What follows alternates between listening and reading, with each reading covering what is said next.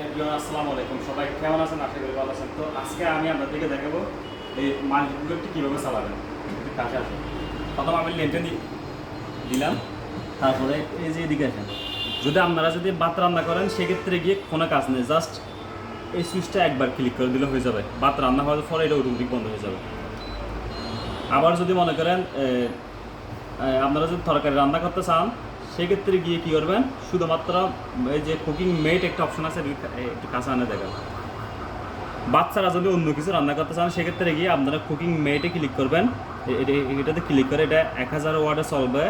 যদি আপনাদের যদি জাল একটু কমাতে হয় বা হিট একটু কমাতে হয় সেক্ষেত্রে আপনারা মাইনাসে দিয়ে এই যে 100 পর্যন্ত কমাতে পারবেন, ঠিক আছে। আবার যদি বাড়াতে হয় সেক্ষেত্রে বাড়িয়ে আবার আপনারা এই যে প্লাস ক্লিক করে বাড়িয়ে 1000 নিয়ে যেতে পারবেন।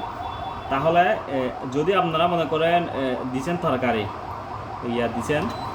দিচ্ছেন সরি বাদ দিচ্ছেন, কিন্তু ক্লিক করে দিচ্ছেন কুকিং মেটে ক্লিক করে দিচ্ছেন, সেক্ষেত্রে কি ক্যান্সেল করার জন্য আপনারা এই যে ওয়ার্ম ক্যান্সেলে ক্লিক করে দিলে ওটা ক্যান্সেল হয়ে যাবে। তাহলে আপনার এই যে রান্নাটা সেটা কিন্তু সঠিকভাবে আপনি ক্লিক করতে পারবেন। তাহলে যখন আপনি বাদ দিবেন, বাদের ক্ষেত্রে কিন্তু আপনাকে এই মানে কুকারটি বন্ধ করতে হবে না, কিন্তু তরকারির ক্ষেত্রে গিয়ে কিন্তু আপনাকে বন্ধ করতে হবে। যখন তরকারি রান্না হয়ে যাবে তখন কিন্তু আপনাকে বন্ধ করতে হবে। বন্ধ করার জন্য এই যে ওয়ার্ম ক্যান্সেলে ক্লিক করে দিলে এটা বন্ধ হয়ে যাবে।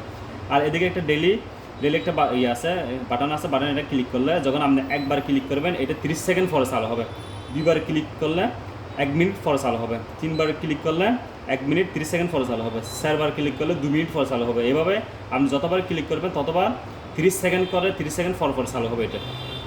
তো এটা হচ্ছে চালানোর নিয়ম হচ্ছে এতটুকুই। তারপরে যদি আপনারা না বুঝেন অবশ্যই কমেন্ট বক্সে